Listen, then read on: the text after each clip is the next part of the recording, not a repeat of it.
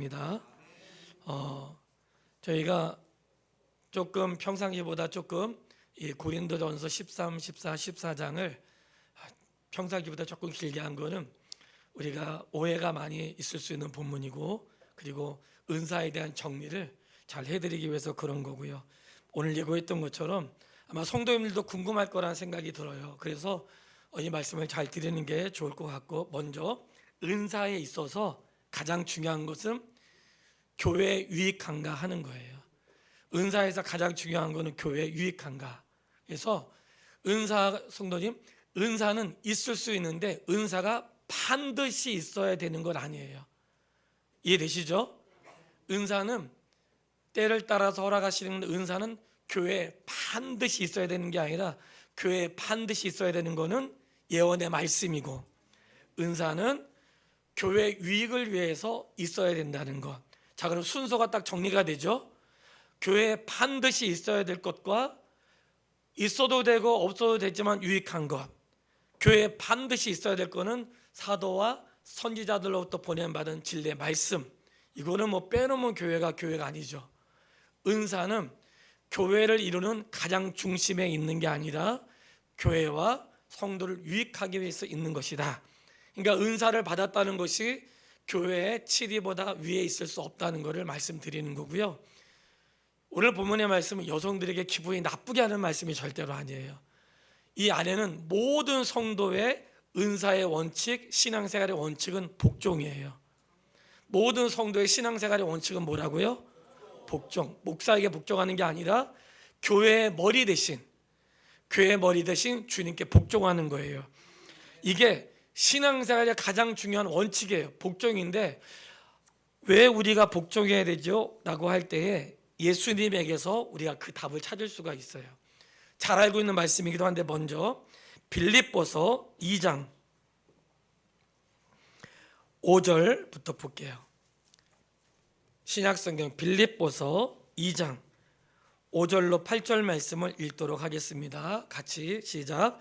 너희 안에 이 마음을 품으라. 곧 그리스도 예수의 마음이니 그는 근본 하나님의 본체시나 하나님과 동등됨을 취할 것으로 여기지 아니하시고 오히려 자기를 비워 종의 형체를 가지사 사람들과 같이 되셨고 사람의 모양으로 나타나사 자기를 낮추시고 죽기까지 복종하셨으니 그 십자가에.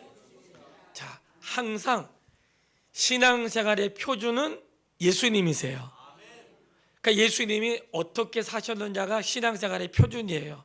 우리는 예수님을 닮아가려고 애쓰는 사람이고, 바울도 나를 보고 예수를 배우라고 했지만 바울이 나를 보고 예수를 배우라. 그 말씀 안에는 예수님이 우리 인생의 모델이라는 거예요. 예수님이 신앙생활을 어떻게 하셨나 보세요. 그분은 하나님과 똑같은 자격이 있는 분이지만, 똑같다고 여기지 않으시고 자기를 비워서 종의 모습으로 오셨대요. 이게 신앙생활의 태도인 거예요. 교회 직분과 상관없이 우리는 서로 섬기는 자가 돼야 하는 거예요. 서로 섬기는 자가. 그래서 목사는 하나님 말씀을 전하는 게 가장 잘 섬기는 거예요. 성도님은 각자가 할 수 있는 역할을 하는 게 잘 섬기는 거예요. 목사는 다스린다고 생각하면 안 되고 하나님 말씀으로 섬기는 것인데, 오늘 본문의 예수님은 자기를 낮추시고 섬겼는데 어떻게 섬겼는가? 죽기까지 복종하셨대요. 이게 신앙생활의 원리예요. 성도님들이 목사나 교회 직분자들에게 순종하는 것은 그들의 권위를 위해서가 아니라 그들에게 권위를 주신 하나님에게 순종하는 거예요. 마침 오늘 그 목사 안수와 그리고 이제 그럼 여자들 교회에서 말하지 않으면 재직해도 말도 하지 말고, 이게 그런 뜻인가? 자, 그런 뜻이 아니에요.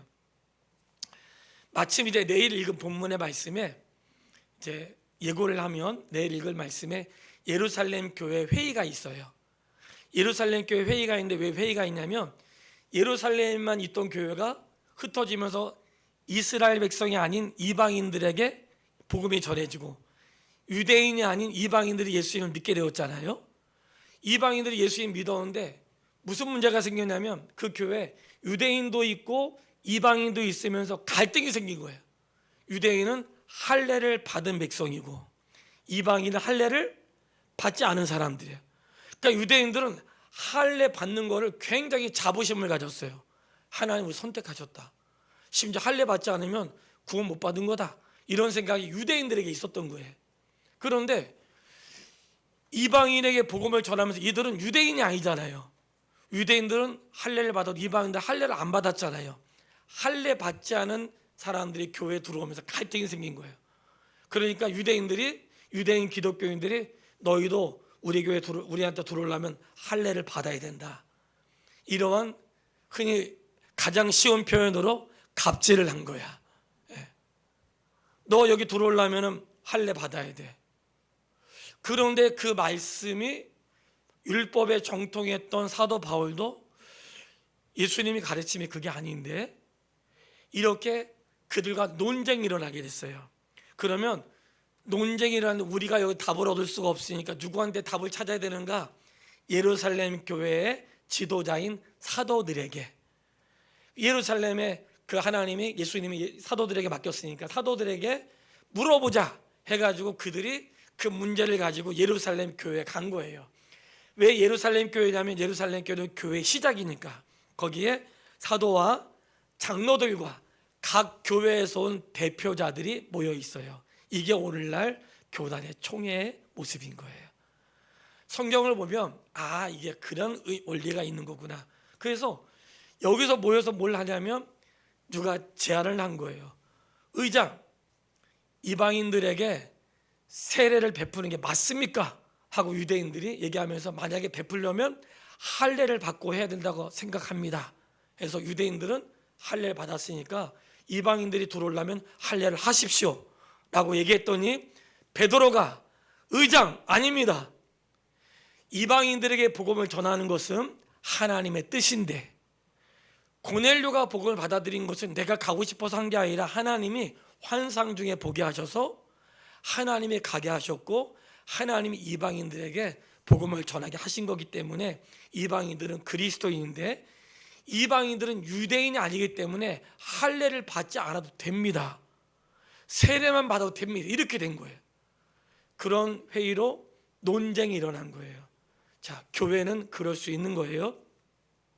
누군가 결정을 해야 되잖아요. 그래서 예루살렘 교회의 지도자인 사도는 예수님의 12제자를 말하는 거예요. 사도들은 교회의 고난을 그들에게 주었기 때문에 사도들이 이 모이고 교회 대표자들과 함께 어떤 것이 성경 말씀에 옳은지 그냥 그들의 권위로 말하는 게 아니라 무엇이 성경 말씀인지를 가르쳐 준 거예요. 그래서 구약에도 이방인들이 구원을 받는다고 말씀하셨다. 그리고 할례라고 하는 것은 구원의 표가 아니다. 할례는 선택받은 이스라엘 백성들에게 잠깐 주신 약속의 표시는 맞지만 할례가 구원의 표는 아니다. 이방인들은 할례를 받지 않아도 된다. 이런 게 예루살렘 교회에서 결정이 내려졌어요. 다만 이방인들은 우상을 섬긴 자들이 많이 있었기 때문에 우상을 섬기거나 그리고 음행을 하거나 목매달아 죽은 짐승을 먹거나 피채 먹는 것은 금지합니다. 이게 예루살렘 회의의 결정이었어요. 그래서 거기서 이 문제를 결정해가지고 각 교회로 보내서 자, 그러면 우리가 어떻게 할까요? 예루살렘으로부터 편지가 왔습니다. 성도님들 모이십시오. 해가지고 다 모여서 예루살렘의 결정사항을 각 교회가 읽은 거예요. 그게 뭐냐? 그게 뭐냐면 이방인들은 할례를 받지 않아도 됩니다. 세례가 할례를 대신하는 것입니다. 그래서 할례 안 받아도 된다. 그리고 다만 우상 섬기지 말고 음행하지 말고 목매달아 죽은 짐승 먹지 말고 피채 먹으면 안 된다. 이거를 공식적으로 알려준 거예요. 그래서 그걸 가지고 모든 교회들이 받고 기뻐했다는 말씀이 나와요. 자, 제가 왜 이렇게 설명을 드리는가?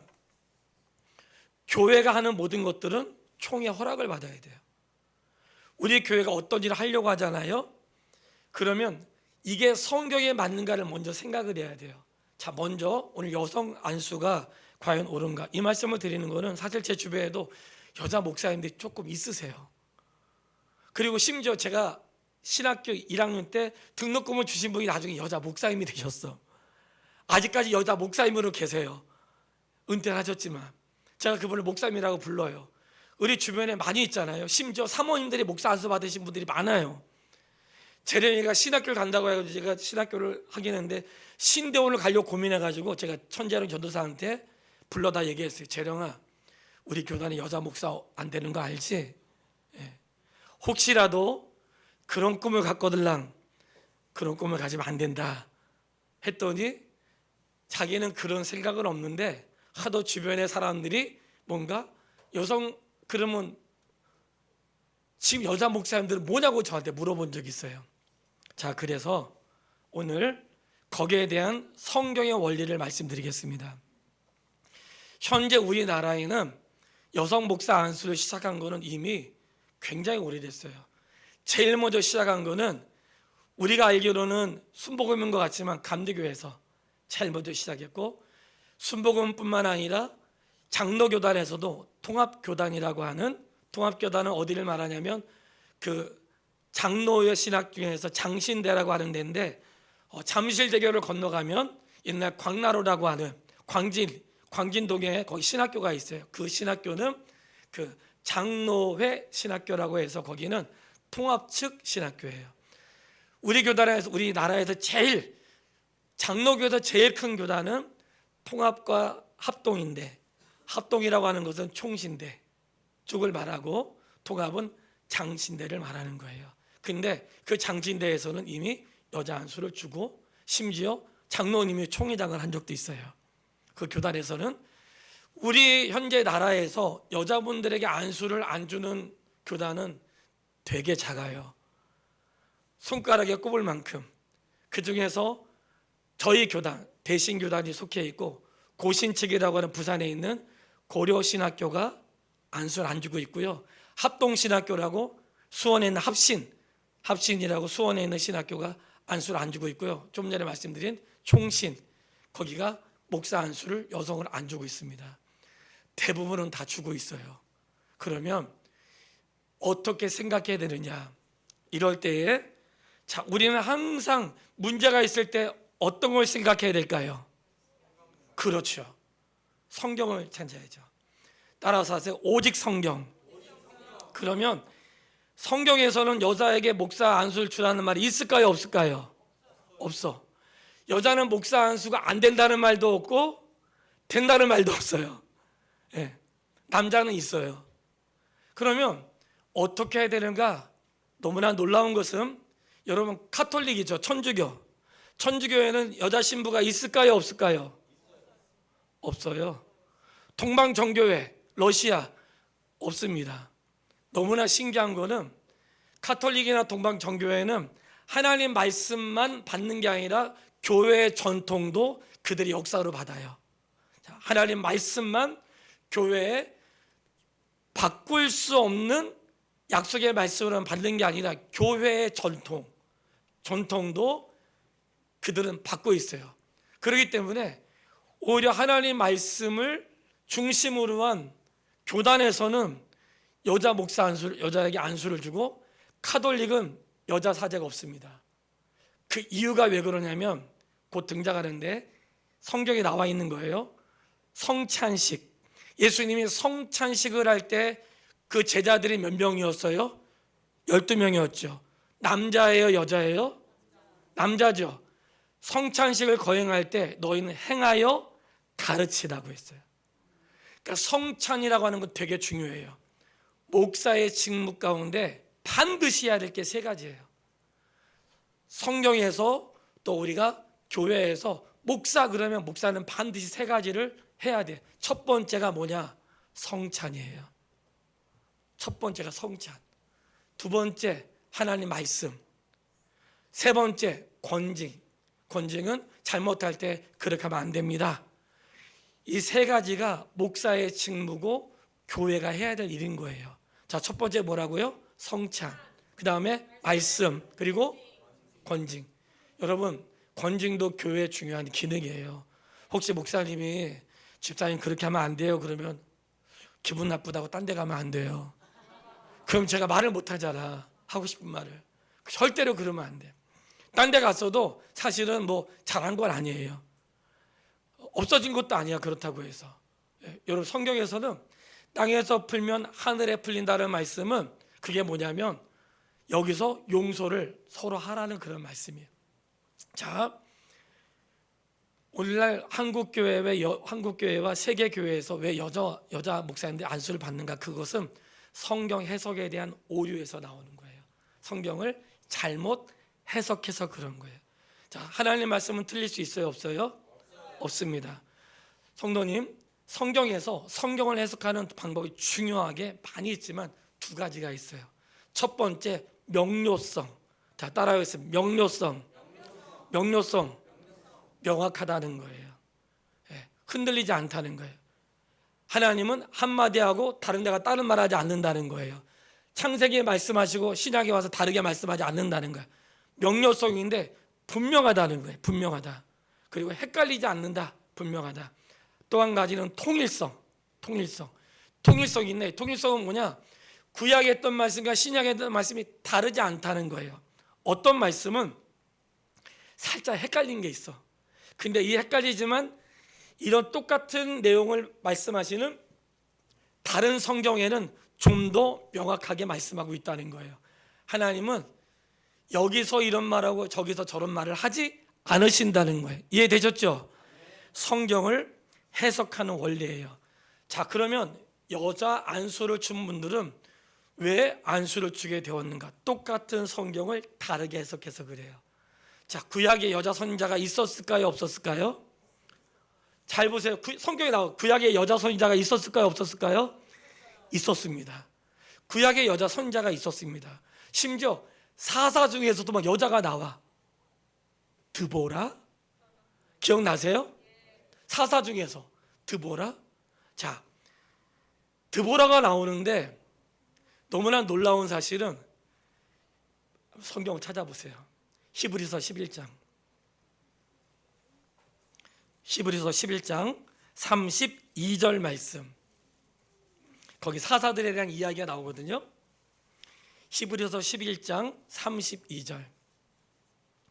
성경을 근거로 해야 되니까 같이 한번 읽어보겠습니다. 시작.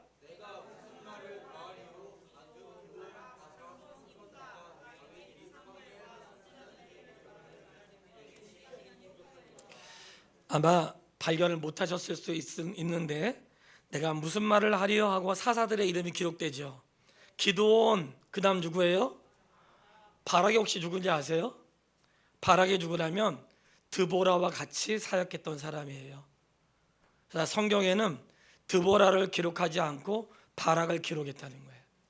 이게 사사시대에, 그러니까 여러분, 사사시대에 이 잠깐 쓰여졌던 것은 주님이 말씀하신 직분과 연결이 있어요. 제가 잠시 후에 말씀드릴게요.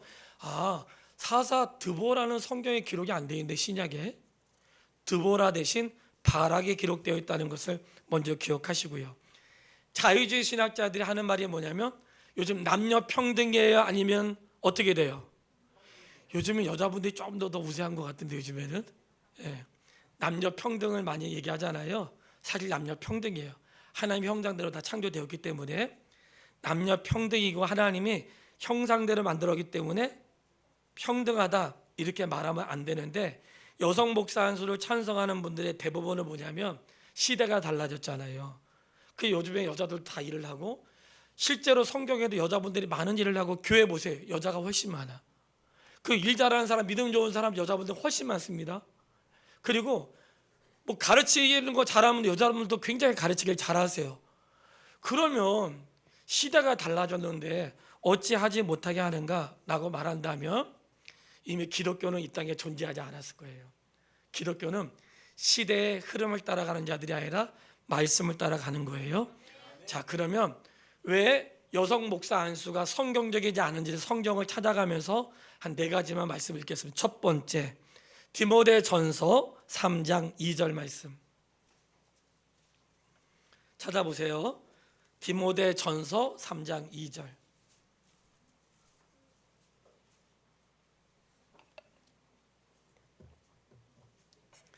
자, 같이 읽겠습니다. 시작.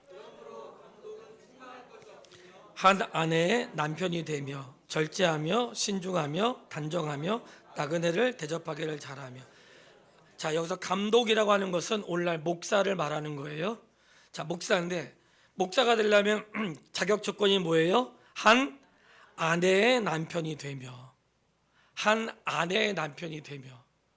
보통 여자분이 대통령을 하면 남자가 또 다른 역할을 하더라고요.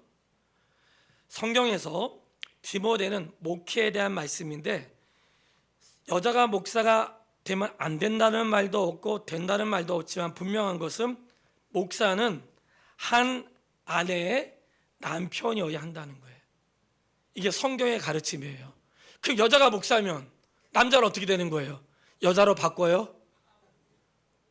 그러면은 성에 문제가 생기겠죠. 그러면 동성애라든지 트랜스젠더라든지 문제가 생기는 거예요. 그래서 사도 바울이 구약에 있는 여자 선자들을 모르고 이런 말을 쓰지 않았다는 거예요. 그리고 예수님의 12 제자 가운데 여자가 있어요, 없어요? 이거는 여자를 무시하는 게 아니에요. 성경 기록자, 66권의 성경 기록자에 놀라웠게도 여자가 없어요. 성경 66권을 기록한 저자의 기록자들에게 여자들이 없어. 이거는 그들을 무시하는 게 아니라 하나님의 계획이라는 사실이에요. 그래서 한 아내의 남편이며, 이게 목사에게 주인 직무고, 그래서 결혼을 하지 않은 사람들은 목사 안수를 안 주는 거예요.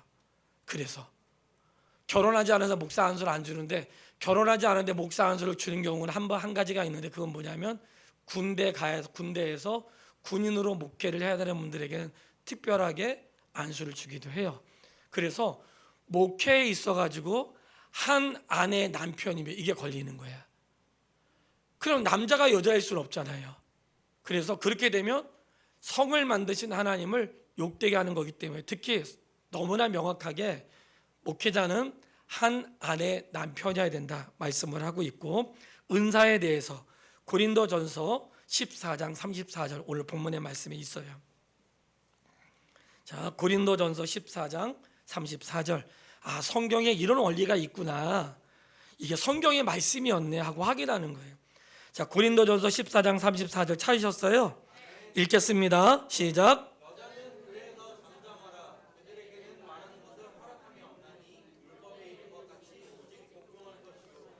우리 여자분들 어떻게 해요? 지금까지 말 많이 했는데, 이 말은 회의나 이런 얘기를 하는 게 아니고요, 교회 대표자로서 말하는 걸 하지 말라는 말이에요. 왜냐하면 앞뒤 문맥을 보면 지금 예배와 질서에 대한 이야기를 하고 있는 가운데 한 얘기거든요. 예배 시간에 방언을 말할 때 통역자가 있어야 되고, 예배 시간에 이 말씀은 예배 시간에 교회 대표자로서 말하는 것을 금지하는 말씀인 거예요. 여기에 중요한 단어가 있는데, 잠잠하라고 하시면서 말하는 것이 허락함이 없는 율법에 이른 것 같이 오직 복종할 것이요. 자, 율법에 써 있다는 거예요. 그러면 이 율법은 도대체 어떤 걸 말씀하시는가? 창세기 3장 16절. 창세기 3장 16절.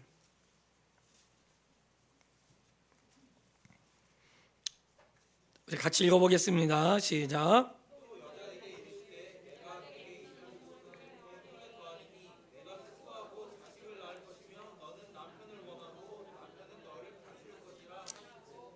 아멘. 자, 창세기 16장은 이미 아담과 하와에 대한 말씀이잖아요. 거기 보면 이렇게 돼 있죠. 너는 남편을 원하고 남편은 너를 다스릴 것이다. 이게 남편을 원한다는 말의 뜻이 뭐냐면, 너는 남편을 지배하려고 하는 마음이 있지만 남편은 너를 다스릴 거야. 그러한 뜻이 되는 거예요. 이거는 창세기에 아주 자세히 나와 있어요. 창세기 2장을 펴보세요. 창세기 2장, 우리 창세기 2장, 1장, 2장.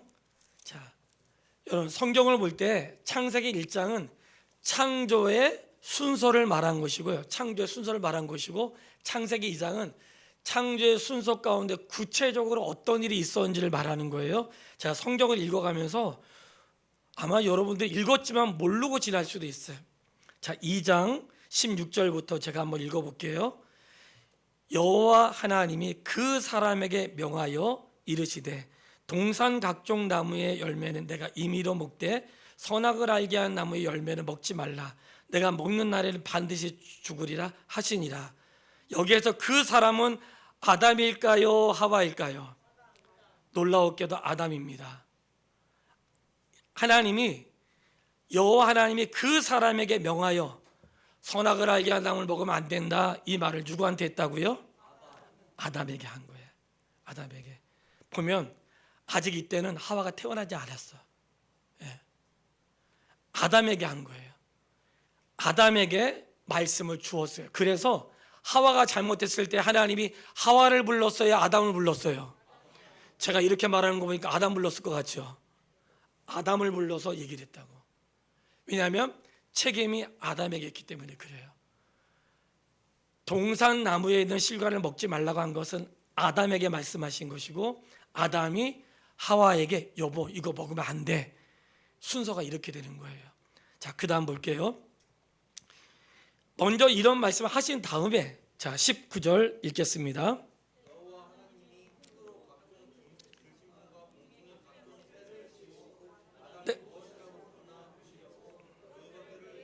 죄송해요. 18절인데 죄송합니다. 18절. 여호와 하나님이 이르시되 사람이 혼자 사는 것이, 여러분 창조의 질서라는 걸 잊지 마세요. 물론 여자와 남자를 똑같이 창조하셨고 그를 이루셨는데 시작을 돕는 자로 해서 그 옆에 있게 하셨는데, 19절을 제가 읽어볼게요. 잘 들어보세요. 여호와 하나님이 흙으로 각종 들짐승과 공중의 각종 새를 지으시고 아담이 무엇이라 부르나 보려고 그들에게 이끌어 가시니 아담이 각 생물을 부르는 것이 곧 그들의 이름이 되었습니다. 모든 생물의 이름을 누가 지었어요? 자, 아담이 들짐승과 공중의 새를 하나님이 왔을 때 이름을 지었죠. 20절. 아담이 모든 가축과 공중의 새와 들의 모든 짐승의 이름을 주니라. 아담이 돕는 배필이 없으므로. 자, 질문할게요. 공중의 새들이 먼저 있었어요, 하와가 먼저 있었어요? 창조의 질서를 말하는 거 잘 몰랐죠? 그냥 지나가가지고. 이름을 명했다는 것은 권위가 있다는 거예요. 이름을 명했다는 것은 아담아 권위가 있다는 거예요. 근데 이 모든 동물들의 이름을 아담에게 짓게 한 거예요. 왜냐하면 아담이 다스려야 되기 때문에. 그래서 동물들의 이름을 아담이 짓도록 하나님의 지혜를 준 거예요. 동물들의 이름을 다 지었어. 그 다음에 돕는 배필이 없으므로 21절. 여호와 하나님이 아담을 깊이 잠들게 하시니 잠들매 그가 갈빗대 하나를 취해서 살로 대신 채우시고, 22절. 여호와 하나님이 아담에게 취하신 그 갈빗대로 여자를 만드시고 그를 누구에게 끌고 갔어요? 자, 그리고 아담이 이제 말을 하는 거, 아담이 뭐라고 얘기했는지 23절 뭐라고 얘기했는지 우리 신영 장로님 크게 읽어주세요. 23절 시작. 신장로님 읽으세요. 시작. 네, 아담이 이르시되 이는 내 뼈 중에 뼈요 살 중에 살이라. 이것은 남자에게 취하였은즉 여자라는 이름을 누가 주었을까요? 아담이 준 거예요. 이해되셨죠? 이게 창조의 질서예요. 하나님이 성경에는요, 여러분, 성경에는 대표성의 원리라는 게 흘러요. 이 대표성의 원리가 뭐냐면 이런 거예요. 처음 태어난 아담을 우리가 아담이라고 부르죠. 그 다음에 오신 예수님을 신약 성경에는 두 번째 아담이라고 부르세요. 신약 성경에 나와 있어요. 첫 번째 아담이 죄를 졌는데 그 뒤 아담으로부터 출생한 모든 사람이 다 죄를 졌어요. 이 사람이 사람의 대표이기 때문에 그래요. 대표가 죄를 지니까 이 사람으로부터 출생한 모든 사람이 다 죄를 진 거예요. 이 말은 뭐냐면 우리나라 대통령이 미국하고 관세 계약을 맺었어요. 그럼 우리는 내가 사인하지 않았죠. 우리 뭐예요? 다 똑같이 해야 돼. 이게 대표성의 원리예요. 어느 나라 갔는데 아직도 우리나라 여권이 비자 발급을 받아야 되는 데가 있고 발급을 안 받아도 되는 데가 있어요. 국가에서 결정을 맺은 거예요. 한 사람이 같이 결정을 맺었어. 그 우리는 그냥 따라가는 거예요. 이게 대표성의 원리. 이해되시죠? 이런 원리가 성경에 있다는 거예요. 아담이 잘못했는데 모든 사람들이. 그래서 예수님이 우리를 위해 죽으신 게 모든 사람이 혜택을 받았다는 거예요. 이게 성경의 원리인데, 하나님이 아담을 통해서 하와에게 하나님 말씀을 전하고, 아담을 통해서 세상을 통치하시기를 기뻐하시는 게 하나님의 본래 계획. 이해되셨죠?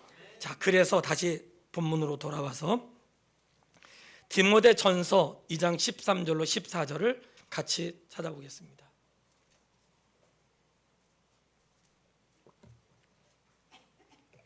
디모데전서 2장 13절로 14절 같이 읽겠습니다. 시작. 여자는 아닌가요? 디모데전서 2장 13절로 14절. 12절. 아이고, 제가 잘못 썼네요. 네, 읽겠습니다. 자, 시작.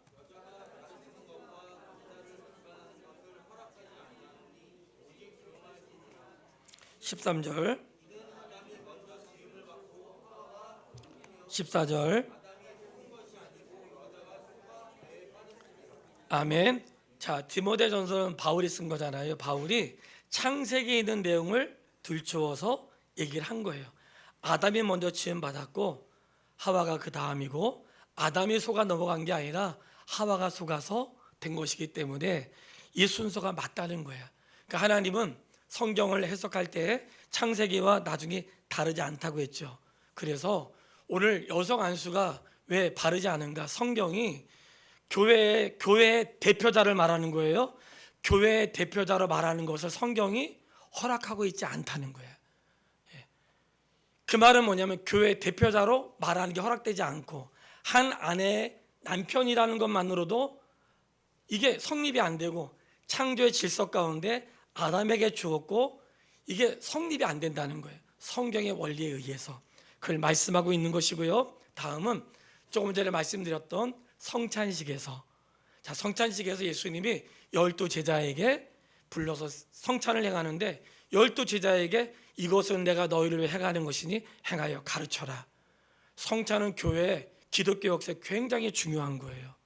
오늘 한 분이 삐졌더라고요. 끝나고 보니까 할머니가 다음부터 교회 안 나오겠다 그러더라고. 성찬에 그냥 성찬 나 못하겠다고. 세례 안 받으셨다 그래서 안 된다고 했거든요. 잘 몰라서 그래. 어쩔 수 없어요.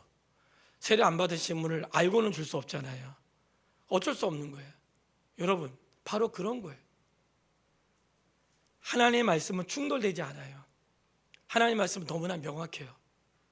근데 이 말씀을 왜 사람들은 다르게 해석을 했는가? 시대의 변화로 해석을 한 거예요. 우리는 시대의 변화로 말을 하면 교회는 엄청 바뀌어야 됩니다. 이 말씀 안에는 교회의 중요한 기능이 성찬이라고 했죠.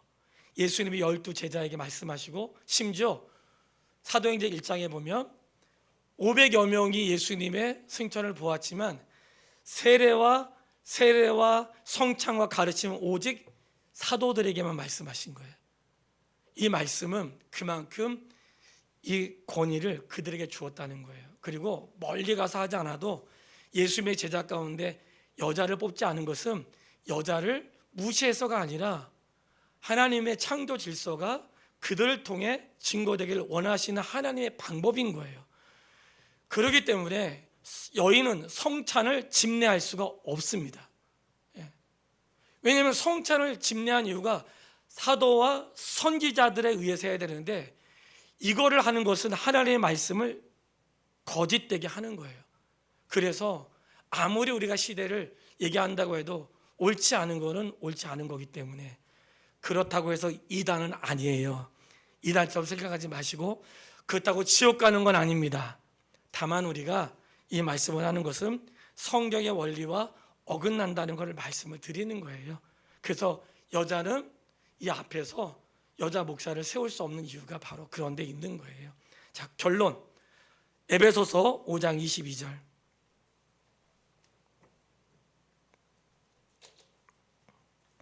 에베소서 5장 22절. 22절로 24절 같이 읽도록 하겠습니다. 에베소서 5장 22절 시작. 아내들이여 자기 남편에게 복종하기를 주께 하듯 하라. 이는 남편이 아내의 머리됨이 그리스도께서 교회의 머리됨과 같으니라. 그가 바로 몸의 구주시니라. 그러므로 교회가 아내들도 범사에 자기 남편에게, 자, 에베소에 분명히 나와 있는데요, 아내는 남편에게 복종하라고 말씀하고 있고 남편은 아내를 사랑하라고 해요. 아내는 남편에게 복종하고, 이 말이 가르치는 권세가 남편에게 있다는 걸 말하는 것이고요, 사랑하라, 이 말은 예수님의 교회를 사랑한 것처럼 아내를 사랑하라, 그런 뜻이 된 거예요.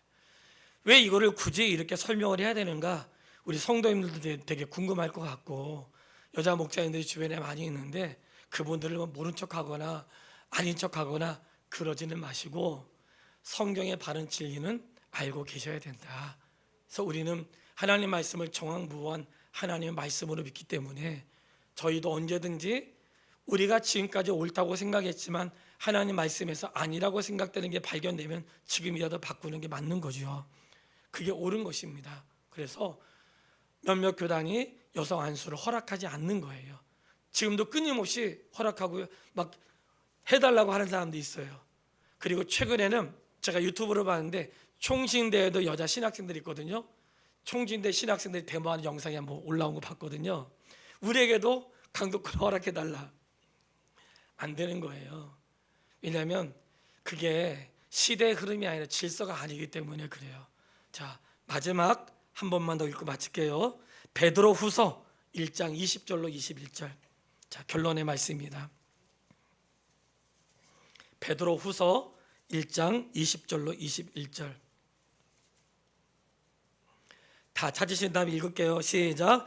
먼저 알 것은 성경의 모든 예언은 사사로이 풀 것이 아니니 예언은 언제든지 사람의 뜻으로 낸 것이 아니요 오직 성령의 감동하심을 받은 사람들이 하나님께 받아 말한 것입니다. 아멘. 사랑하는 여러분, 성경은 자기의 형편에 맞춰서 풀면 안 돼요. 그리고 시대에 따라서 푸는 게 아니에요. 성경은 반드시 성경으로 풀어야 되고, 말씀이 말씀하지 않은 것에 대해서 또는 말씀이 하고 있는 데에서 우리가 늘 주목해야 되는 거예요. 이 말씀 안에는 성경을 자기 마음대로 해석하면 안 된다는 거예요. 그래서 제가 개인적으로 집에 막 말씀 붙여놓고 할 수 있는데 그거보다 말씀대로 사는 게 중요하고요.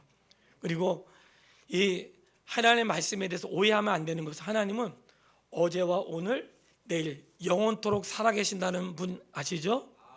하나님이 세상이 바뀌는 거 모르실 리가 없죠? 모르실 리 없어요. 하나님은 세상 위에 계신 분이에요. 세상의 질서, 세상을 만드신 분이 세상 안에 계시겠어요? 세상을 만드신 분은 세상 위에 있는 거예요. 그 때문에 우리가 할 수 있는 것은 복종. 때로는 모든 걸 다 이해할 수 없어요. 그러나 하나님이 옳다는 사실을 믿기 때문에 우리는 그저 그분의 말씀에 순종할 뿐이에요.